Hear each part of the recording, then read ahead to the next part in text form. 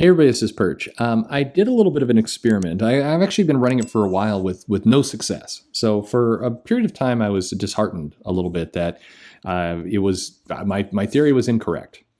But it's basically this. So to back up a moment, we've heard a number of different pieces of statistical information about how many people on Twitter are actually buying comics, and that number has kind of evolved down to 0.5%, somewhere around that range.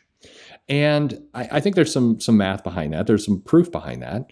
It doesn't mean that if you're on Twitter, you're not buying comics. I saw what Mark Millar posted some comments to that effect, that he had talked to somebody in marketing, and they had given him numbers in that range, and some of the responses were, "That's not true. I buy comics."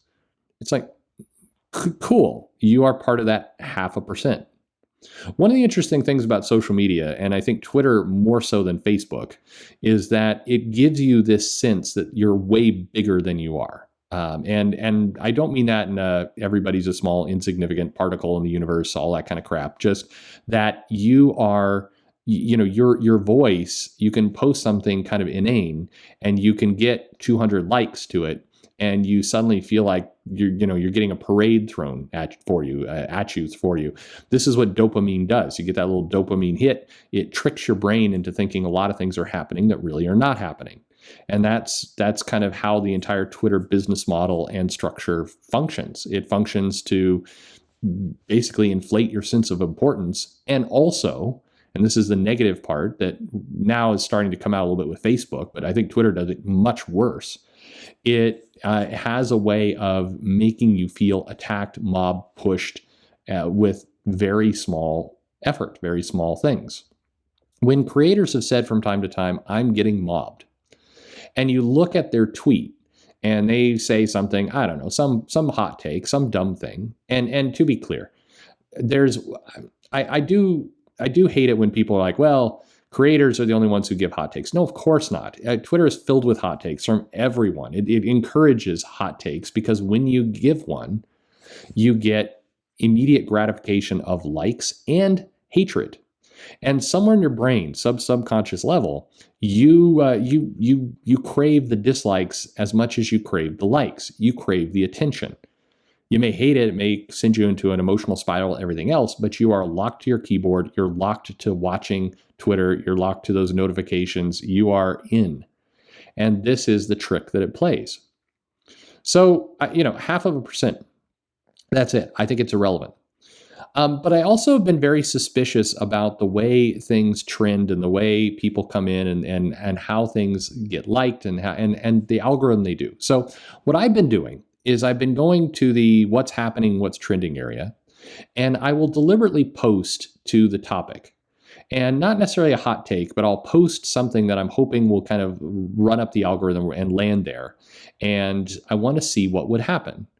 Because what occurs on Twitter and Facebook, but particularly Twitter on a daily basis, is people get outraged. That's what the platform is really only for at this point. It's people being mad. So there's always something to be pissed about.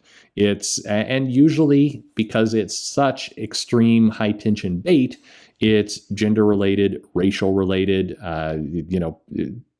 class warfare related, political, ideological. It's those kinds of things because it's playing on a very, very simple piece of math, which is to say, somebody has it better than you. Somebody is getting away with something you can't get away with. Doesn't that make you angry? That's the game that the platform is playing. So I've been going into these trending things. I've been commenting, hoping to kind of land something that gets some attention, not to go viral. I mean, to go viral in a sense where it's now, coming up more often when you click on the trending item.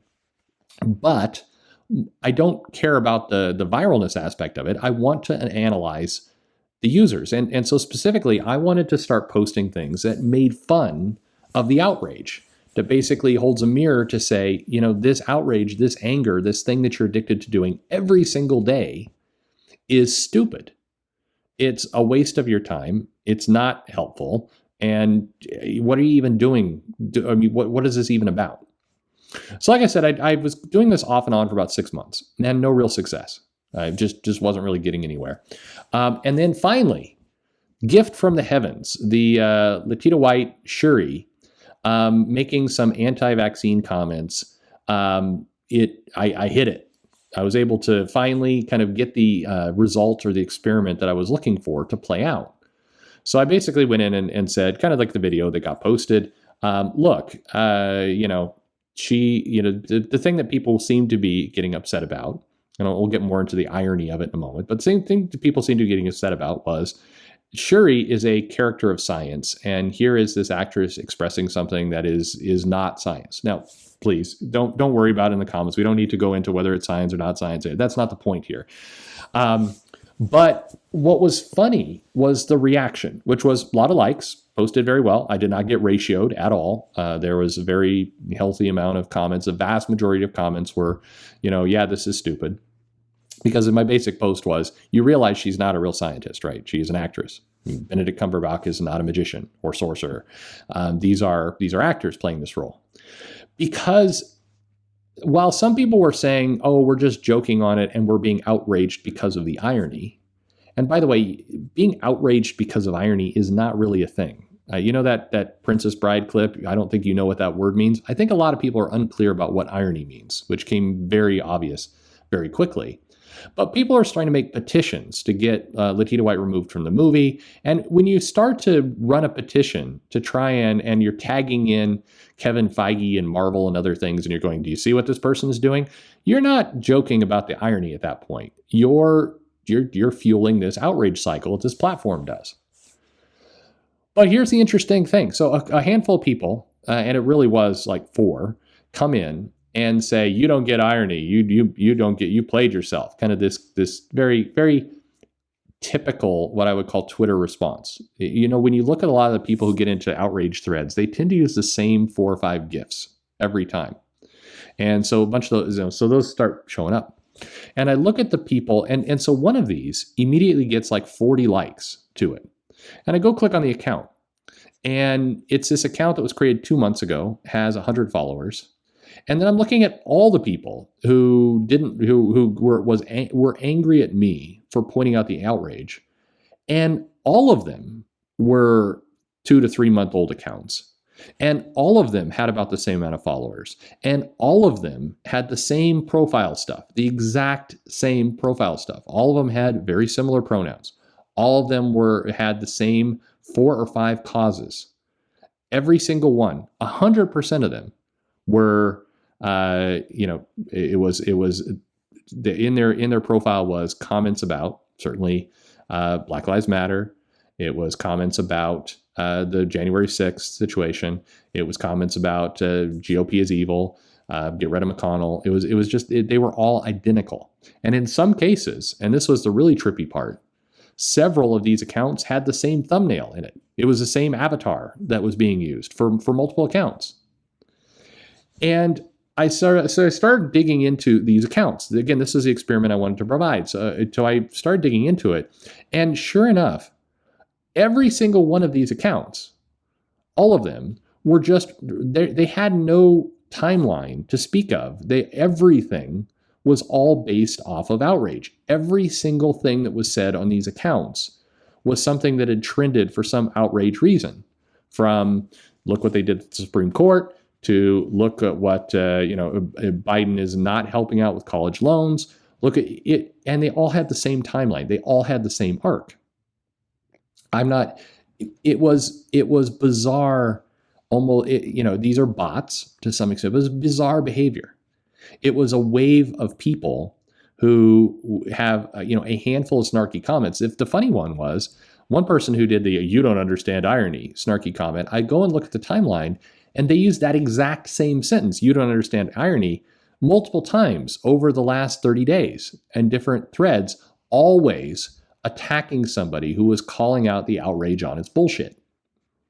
I bring all this up for one reason. You may like, what is the point of all this? The point of all this is, in comics, we are buffeted by the outrage a lot. There are videos that get made. There are articles that get written. There's decisions that get made at the publisher. I mean, the biggest piece, I mean, there's lots of comments that happen at the customer fan level, but at the publisher level, there are actual decisions being made based on what trends and what the outrage is. And what was very clear in kind of looking through this Latita White situation is the vast majority of people who are pushing the algorithm, who are hitting the like, who were kind of retweeting, who were doing this, were all the same. They were cloned. They were, in effect, bots. And I have every belief, by the way, that there is a one or two people in many of these cases who has 80 accounts that are just swarming on these things to push the algorithm, push the mechanism, push how these things get done. And if we're responding and making comments about this, we are wasting our time.